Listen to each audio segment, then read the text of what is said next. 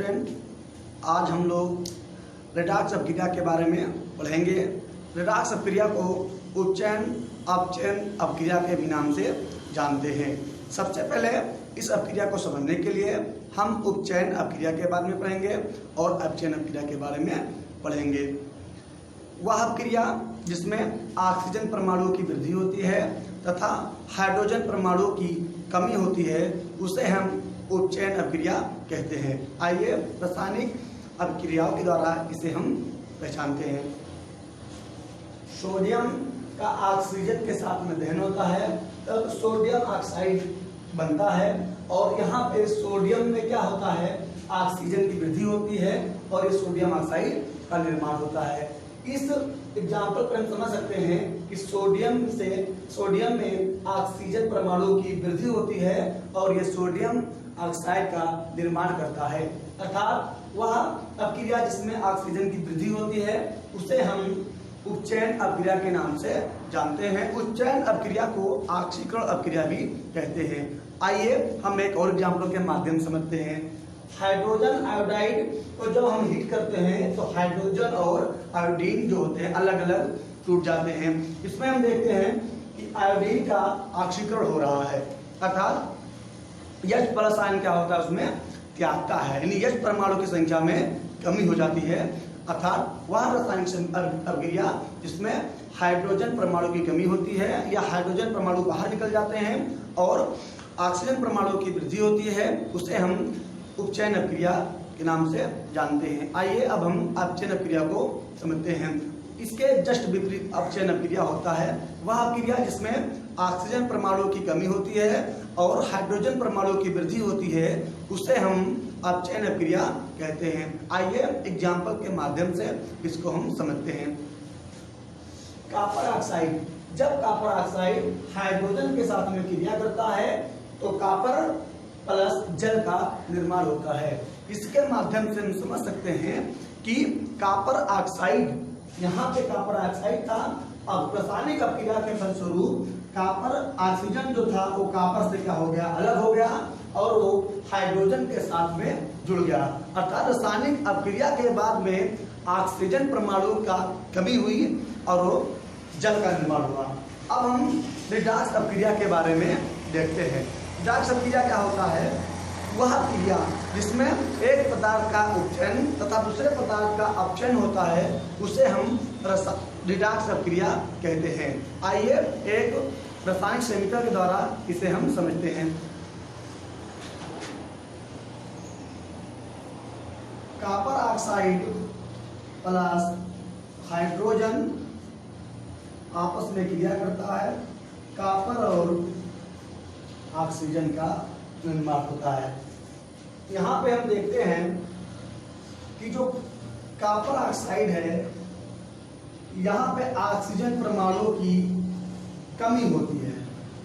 क्या होती है, यहाँ पे कमी होती है। जो ऑक्सीजन परमाणु है वो कॉपर को क्या करता है, छोड़ देता है, कॉपर का क्या करता है, त्याग देता है। तो यहाँ पे कॉपर ऑक्साइड में ऑक्सीजन परमाणु की क्या हो रही है, कॉपर में कमी हो रही है। इसी प्रकार हाइड्रोजन में क्या होता है, ऑक्सीजन की क्या हो रही है, वृद्धि हो रही है। ठीक, ये जो रेडॉक्स अपक्रिया का एक एग्जाम्पल है, इसके माध्यम से हम समझ सकते हैं कि वह अपक्रिया। अब देखिए यहाँ पे कॉपर ऑक्साइड में अपचयन हो रहा है, किसका, ऑक्सीजन की क्या हो रही है, यहाँ पे कमी हो रही है, इसे हम अपचयन कहते हैं। और जहाँ पे हाइड्रोजन परमाणु में वृद्धि हो रही है और इसे हम क्या कहते हैं, उपचयन कहते हैं। यानी हाइड्रोजन के साथ में ऑक्सीजन परमाणु की वृद्धि हो रही है उसे हम उपचयन अपक्रिया कहते हैं। तो अपचयन और उपचयन वह रासायनिक अपक्रिया जिसमें एक पदार्थ का उपचयन और दूसरे पदार्थ का अपचयन होता है उसे हम रेडॉक्स अपक्रिया के नाम से जानते हैं।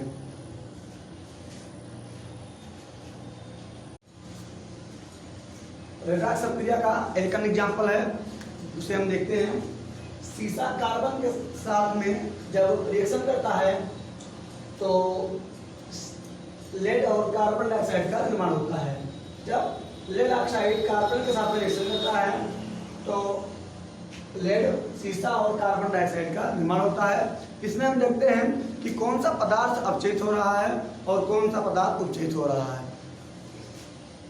लेड ऑक्साइड, यहाँ पे हम ध्यान को देखते हैं तो लेड ऑक्साइड में जो ऑक्सीजन परमाणु होता है वो यहाँ पे उसका अपचयन हो रहा है, इस सीसा का अपचयन हो रहा है क्योंकि ऑक्सीजन की कमी हो रही है, और जबकि यहाँ पे कार्बन डाइऑक्साइड जो है वो आपका उपचयन हो रहा है। यहाँ पे ऑक्सीजन की क्या हो रही है, वृद्धि हो रही है। अर्थात हम कह सकते हैं कि सीसा अपचयित हो रहा है और कार्बन डाइऑक्साइड उपचयित हो रहा है। जहां पे उपचयन आए वहां पे हम क्या रखना है कि ऑक्सीजन की वृद्धि और हाइड्रोजन परमाणु का कमी या बाहर निकलना, और जहां पे अपचयन आए वहां पे ऑक्सीजन की कमी या हाइड्रोजन परमाणु का बाहर निकालना।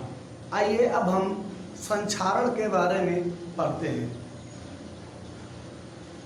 धातु की कोई वस्तु जैसे लोहा, चांदी, जब वायु, जल या आर्द्रता के संपर्क में आते हैं तो उनके ऊपर एक भूरे रंग की परत जम जाती है जिसे हम संक्षारण कहते हैं। इसे हम लोहे में जंग लगना के नाम से भी जानते हैं। देखिए, जब लोहे के ऊपर जंग लगती है तो उसका रंग जो होता है भूरे रंग का हो जाता है। इसी प्रकार जब तांबे के ऊपर जंग लगती है तो उसका जो रंग होता है हरा रंग हो जाता है, और चांदी के ऊपर जो है काली परत जमता है। लोहे के ऊपर भूरी परत और चांदी के ऊपर काली परत और तांबे के ऊपर हरे रंग का परत, ये संक्षारण का उदाहरण है।